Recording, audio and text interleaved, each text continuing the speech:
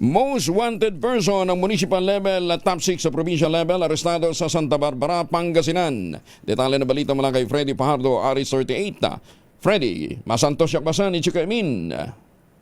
Masantos siya kabusan, Kuyang Angel. Matagumpay na naaresto ng pinagsanib na puwersa ng Santa Barbara Police Station, Regional Intelligence Unit at Provincial Intelligence Team ng Pangasinan PPO ang isang 44 na taong gulang na negosyante na residente ng Barangay Maluwod, Dagupan City na nasa listahan ng top 1 most wanted person municipal level at top 6 most wanted person provincial level. Batay sa ulat ni OIC Chief of Police Lieutenant Colonel Michael Datuin na nakarating sa tanggapan ni Provincial Director Colonel Marbil Mercolio, naaresto ang suspek alas 8:20 ng gabi sa Barangay Poblacion Norte, Santa Barbara sa bisa ng warrant of arrest para sa kasong paglabag sa Article 2 Section 11 ng Republic Act 9165 o the Comprehensive Dangerous Drug Act of 2002 na may itinakda ang korte na halagang 400,000 piso bilang piyansa para sa kanyang pansamantalang kalayaan.